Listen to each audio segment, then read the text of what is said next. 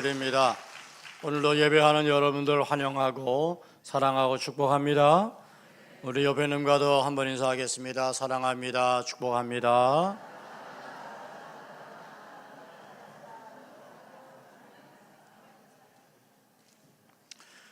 주님의 오심을 기다리는 대림절, 주님의 오심으로 인하여 여러분의 삶의 자리에 빛이 임하기를 축복합니다. 또 절망이 바뀌어 소망이 되시고 또 묶임이 풀려지는 은혜가 함께 하시기를 축복합니다. 주님의 오심으로 오늘 놀라운 문제가 해결된 한 사람의 이야기가 등장하죠. 그것은 바로 바디메오입니다.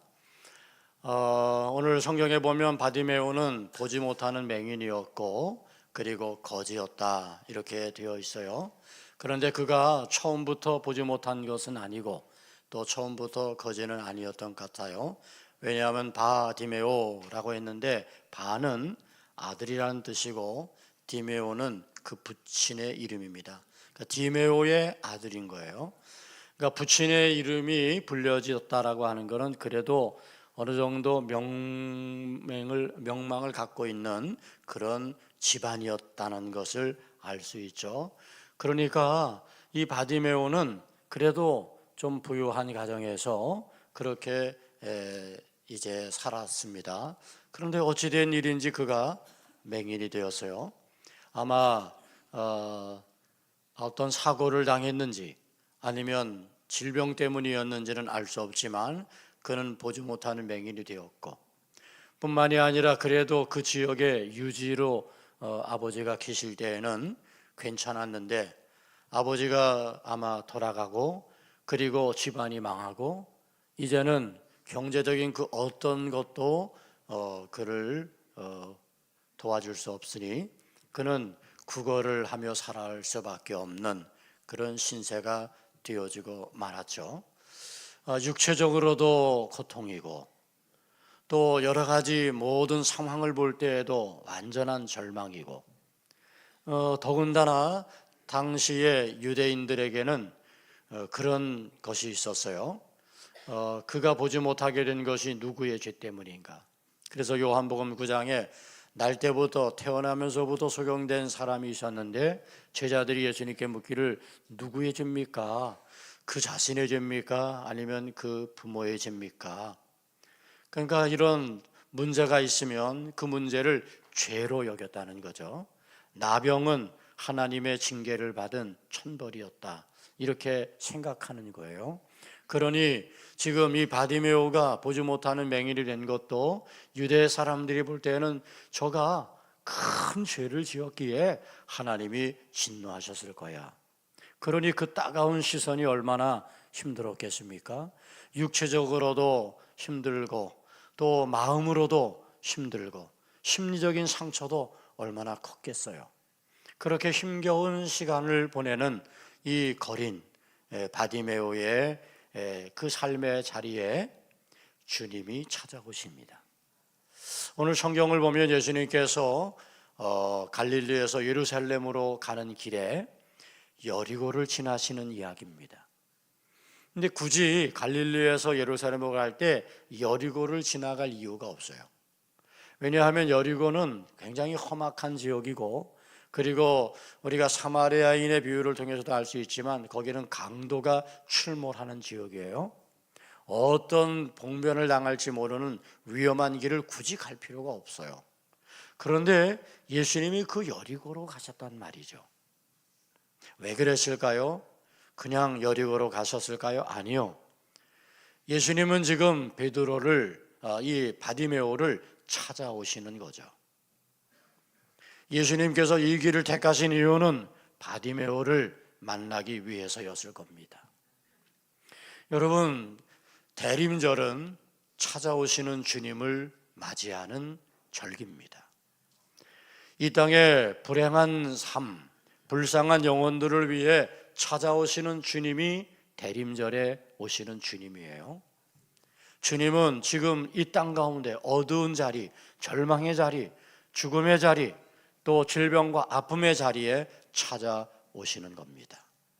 이 찾아오시는 주님의 그 찾아오심으로 여러분의 삶에도 놀라운 하나님의 은혜의 역사가 펼쳐지게 되기를 축복합니다. 예수님은 베드로를 찾아오셨어요. 그리고 제자가 되게 하셨습니다. 세리 마태를 찾아오셨습니다. 그리고 나를 따라오너라 라고 하면서 제자로 부르셨어요. 바디메오를 찾아오셨습니다. 바디메오는 보지 못하는 소경이고 그리고 거린이에요. 근데 왜 찾아오셨을까?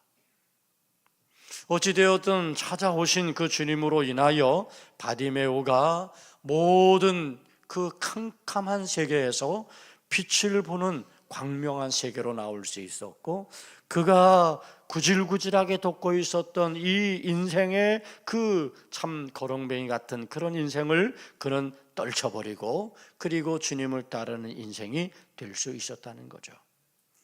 우리를 불쌍히 여겨서 찾아오시는 주님, 바디메오를 불쌍히 여기시고 찾아오신 줄 믿습니다.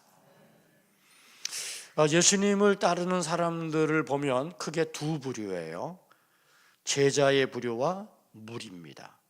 오늘 46절 말씀에도 그렇게 기록되어 있어요. 예수께서 제자들과 허다한 무리들과 함께 여리고에서 나가실지. 그러니까 예수님 주변에 지금 누가 같이 있어요? 제자들이 있고 허다한 무리가 있습니다. 여러분, 지금 예수님과 함께 하는 사람들이 이렇게 제자들도 있고 허다한 무리고 있다는 것은 뭘 의미하는 건가요? 예수님과 함께 있다고 다 믿음의 사람이 되는 건 아니라는 거죠. 지금 우리가 다 이렇게 함께 예배하는 이 자리에 있다는 것, 이게 얼마나 소중한 것입니까? 그런데 어떤 면에서 우리가 다 함께하고 있는 이 공간 속에 여러분들은 제자일 수 있기를 축복합니다. 그냥 무리들은 그저 예수님의 기적을 보기를 원하고 예수님께서 행하시는 놀라운 표적과 기사들을 보면서 신기해하고 그냥 예수님을 따라다니는 그들에게는 믿음이 없어요. 주님을 그리스도로 고백하지 않아요. 그런데 제자들은 주는 그리스도시요 살아계신 하나님의 아들이시니이다 라는 고백을 하는 사람들이죠. 여러분, 오늘 우리가 이 삶의 자리에서 제자로 사느냐 무리로 사느냐는 여러분에게 달려 있어요. 오늘 우리가 다 예수의 주변에 있는 사람들로서 저는 모쪼록 여러분들은 그저 허다한 무리가 되지 않고 진정 주님을 따르는 제자가 되어지기를 축복합니다. 거기에는 믿음이라고 하는 것이 전제되는 거예요. 믿음으로 주는 그리스도이십니다라는 고백하는 사람들은 제자의 길을 걸어갈 수 있지만 그저 뭔가 얻기를 원하고 뭔가 기적을 바라고 그저 뭔가 예수님을 그냥 신기한 것으로 바라보는 믿음 없는 사람들에게는 어떤 일도 일어나지 않는다는 거죠. 오늘 바디메오를 주님이 찾아오셨고 바디메오가 주님을 향하여 주님은 그리스도이심이라고 하는 믿음의 고백을 하고 있다는 사실을 우리는 놓치지 말아야 돼요. 바디메오가 예수님에 대한 소문을 들었습니다. 그리고 예수님은 살아계신 하나님의 아들이시라는 얘기도 들었고 그리고 바디메오는 간절히 소망합니다. 주님을 만나기만 한다면 얼마나 좋을까. 자기의 이 보지 못하는 이 문제도 해결해 주실 거라는 희망을 아마 바디메오는 가지고 있었을 거예요. 그러나 그는 보지 못하는 사람이기 때문에 주님을 찾아 나설 수는 없었던 거죠. 그런데 주님이 지금 보지 못하고 있는 이 바디메오를 찾아오신 거예요. 사람들이 웅성웅성하는 소리가 들립니다. 그런데 무슨 소리가 들어봤더니 나사렛 예수가 오셨대. 나사렛 예수가 지나가고 있대. 그렇게 사람들이 이야기하는 걸 들었어요. 근데 바디메오는 이 이야기를 듣고 이제 지나가시는 그런 예수님을 향하여 소리를 지릅니다. 뭐라고 소리 지르죠? 나사렛 예수요, 이렇게 소리 지르지 않았고 뭐라고 소리 질렀어요? 다윗의 자손 예수요 라고 소리를 질러요. 이게 큰 차이가 있는 거예요. 나사렛 예수라고 하는 이것은 나사렛에서 난 예수야. 막달라 마리아가 막달라에 있는 마리아, 그리고 가롯 유다가 가롯 지역에 있는 유다, 이런 것처럼 유대인들에게는 이 이름들이 흔해요. 그래서 어느 지역의 누구 이렇게 표현하고 있는 거죠. 그냥 유대 사람들이 부르는 이름에 불과해요. 거기에는 믿음이 전제되어 있지 않아. 그런데 지금 바디메오가 나사렛 예수여라고 부르지 않고 다윗의 자손 예수여라고 부르고 있단 말이에요. 놀랍지 않아요? 왜 지금 바디메오는 다윗의 자손 예수여라고 부르고 있을까요? 다윗의 뿌리에서 메시아가 오신다는 것을 믿었기 때문이에요. 그리고 지금 그 예수님은 바로 다윗의 자손, 우리가 기다리던 메시아라고 하는 사실을 이 바디메오는 믿음으로 고백하고 있는 거예요. 이게 바디메오에게 있었단 말이죠. 그래서 바디메오는 다윗의 자손 예수여 라고 그렇게 부르고 예수님을 이제 향해서 소리를 쳤다는 사실입니다. 바디메오는 이야기합니다. 다윗의 자손 예수여, 나를 불쌍히 여겨 주시옵소서. 나를 불쌍히 여겨 주시옵소서. 여러분, 동방교회의 전통 가운데에는 예수 기도라는 게 있어요. 우리가 주님 가르친 기도를 하잖아요. 주님이 우리에게 이렇게 기도해라 가르쳐 주신 거고, 예수 기도는 예수님께 우리가 드리는 기도야. 그런데 동방교회는 이것을 아주 상당히 아주 간략하면서도 명료하게 예수님께 하는 기도로 이제 가르쳤어요. 그 예수님 기도, 예수 기도는 뭐냐 하면 우리 주 그리스도 하나님의 아들이시오, 죄인된 저를 불쌍히 여겨주소서. 아니면 하나님의 아들 예수 그리스도시오, 이 죄인을 불쌍히 여기시옵소서. 이 동방교회에 있는 예수 기도는 어디로부터 시작될 것일까 생각해 보면 바로 바디메오의 고백에서부터 시작되고 있구나 하는 사실을 알 수 있어요. 그래서 동방교회에서는 이 예수 기도를 많이 해요. 그리고 우리 성도님들이 흔히 기도하듯이 그냥 일상의 삶 속에서 예수 기도를 해요. 어떻게 하냐면 호흡을 들이마실 때 하늘에 계신 그리스도시여, 우리를 불쌍히 여기시옵소서. 숨을 내쉬면서, 숨을 들이면서 다윗의 자손 예수여, 우리를 불쌍히 내쉬면서 한번 해볼까요? 숨을 들이면서 다윗의 자손 예수, 시작. 다윗의 자손 예수여, 내쉬면서 우리를 불쌍히 여기소서. 하늘에 계신 그리스도 하나님의 아들이시여, 시작. 하나님의 아들 그리스도시여, 이 죄인을 불쌍히 여기시옵소서. 이게 지금 우리는 익숙하지가 않아서 그래. 근데 동방교회 사람들은 이게 익숙해. 그래서 호흡을 들이마실 때 다윗의 자손 예수여, 우리를 불쌍히 여기소서. 하늘에 계신 그리스도시여, 이 죄인을 불쌍히 여기소서. 이 기도가 그냥 호흡처럼, 그러다 보니까 입술로 이야기하지 않아도 그냥 호흡만 하면서도 이것이 예수님을 향한 기도인 거예요. 그렇게 해서 그들은 영적인 그런 영성을 유지하며 언제나 내가 예수님과 동행한다는 의식 속에 살아가고 있다는 거죠. 그런데 지금 이 바디메오가 다윗의 자손 예수여, 나를 불쌍히 여기소서 라고 그렇게 고백하고 있다는 거예요. 나를 불쌍히 여기소서. 이거는 지금 자신의 실존을 그대로 고백하는 거예요. 나는 죄인입니다. 이 죄인을 불쌍히 여겨주시옵소서. 나에게는 어떤 힘도 없습니다. 내 구원의 능력이 없습니다. 나는 조금도 나의 문제를 해결할 수 없습니다. 나는 죽을 수밖에 없는 나약한 존재입니다. 주님, 나를 불쌍히 여겨 주옵소서. 주님이 아니면 나의 삶에는 구원이 있을 수 없습니다.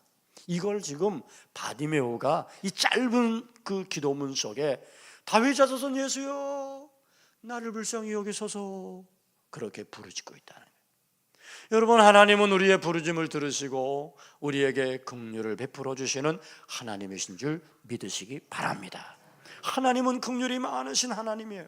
우리의 모든 간구를 들으시는 하나님은 우리에게 긍휼을 베풀어 주시는 것이죠. 상한 심령의 예배를 하나님은 받아주시고 상하고 통회하는 마음을 우리 하나님은 멸시하지 아니하시고 나를 불쌍히 여기소서라는 절박한 이 호소의 기도를 하나님은 들으시고 하나님의 긍휼하심으로 어루만져 주신다는 거예요. 이렇게 절박한 마음을 가지고 이제 예수님 앞에 나아가는 거예요. 그때 예수님께서 묻습니다. 내가 내게 무엇하여 주기를 원하느냐? 그때 바디메오가 주저하지 않고 바로 대답하는 게 뭐예요? 보기를 원하나이다. 여러분, 지금 바디메오에게 가장 큰 소원이 있습니다. 그건 뭐죠? 보는 것이에요. 지금 자기가 거린으로 살아가는 것, 이건 아무 문제도 아니야. 보기만 한다면, 그러면 이 모든 것들을 극복할 수 있어. 지금 가장 바디메오에게 절박한 문제는 그가 보지 못하고 있다는 거죠. 그래서 보기를 원하나이다.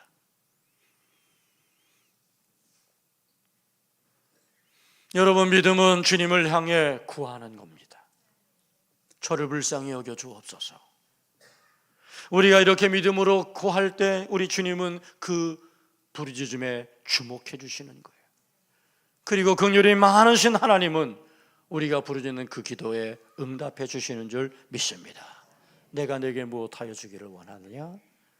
여러분, 우리가 가장 절박한 우리의 문제를 주님 앞에 호소할 수 있어야 되는 거예요. 믿음의 고백을 가지고 주님 앞에 나아가서 나를 불쌍히 여기시옵소서, 그렇게 우리가 주님 앞에 호소하며 나아갈 때 내가 내게 무엇하여 주기를 원하느냐 물으시면 이것도 저것도 다 할 게 아니고 정말 절박한 나의 문제를 주님 앞에 내려놓는 거예요. 그러면 주님은 긍휼이 많으시기에 그것을 다 응답해 주실 줄 믿습니다.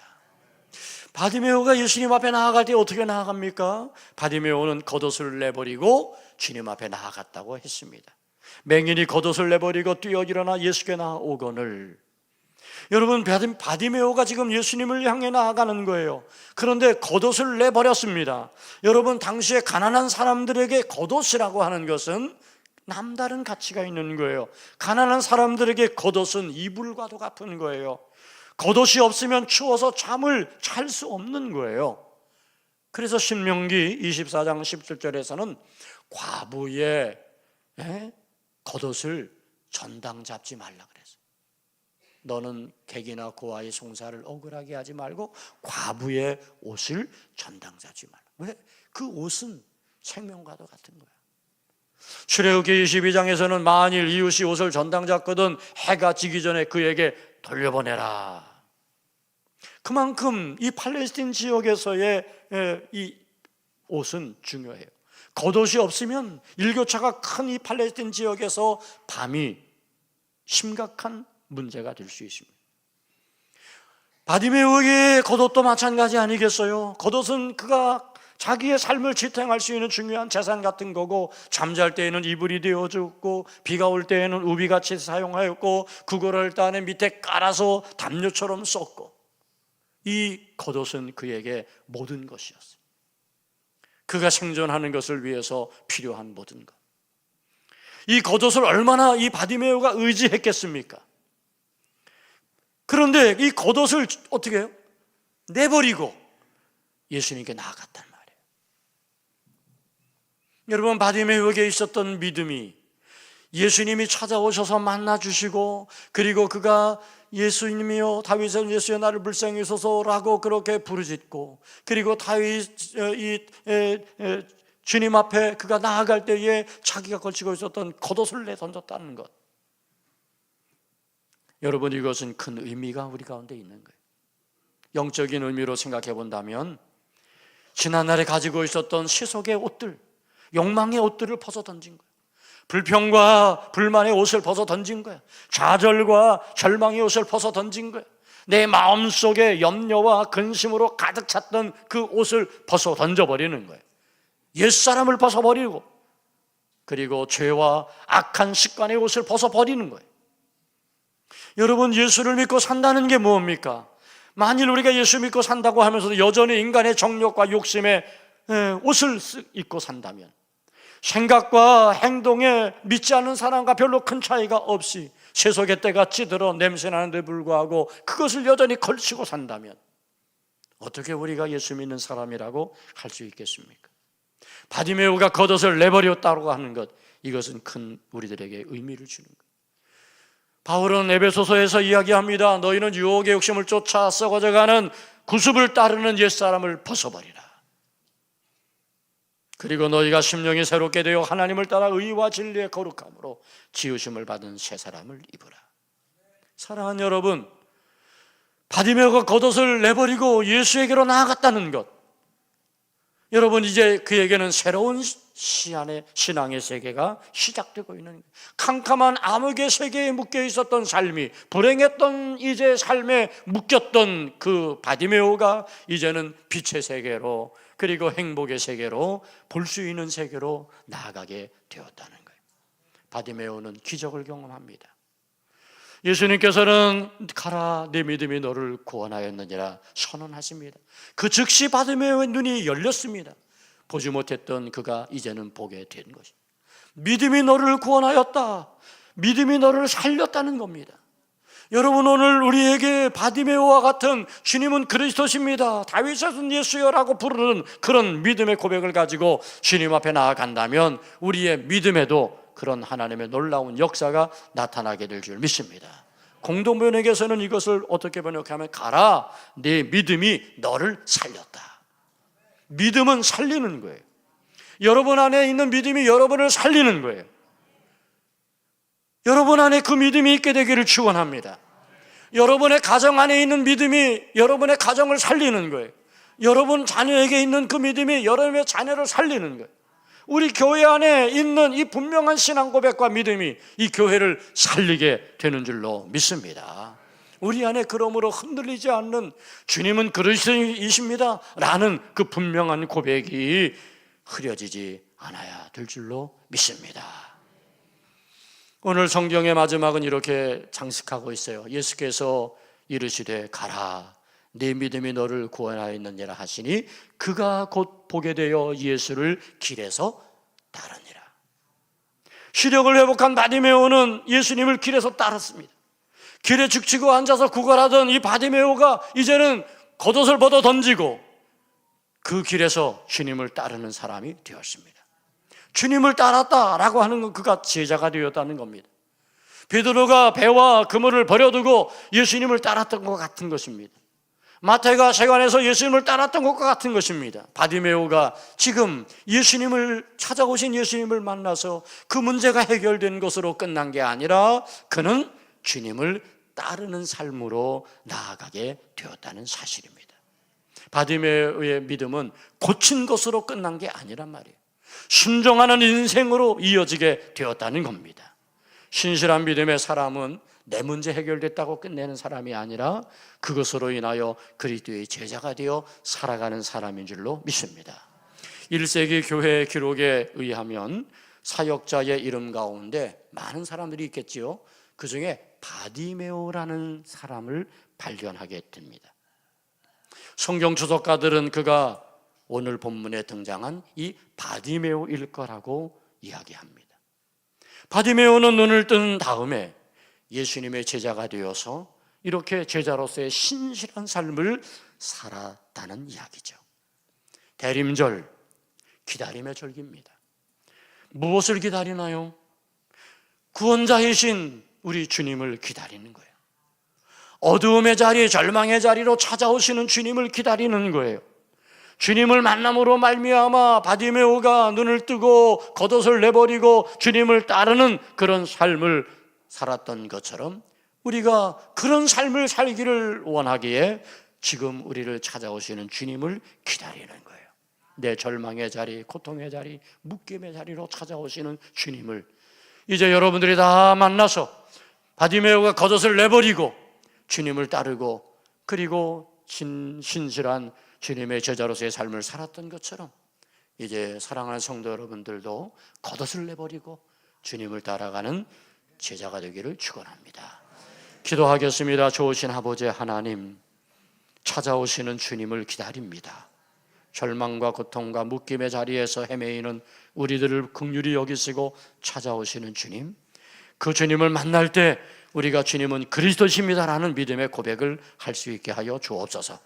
그래서 주님 앞에서 우리의 겉옷을 내버리고 주님을 따라가는 진정한 주님의 제자로서의 삶을 살아가게 해 주시옵소서. 예수님의 이름으로 기도 올리옵나이다. 아멘.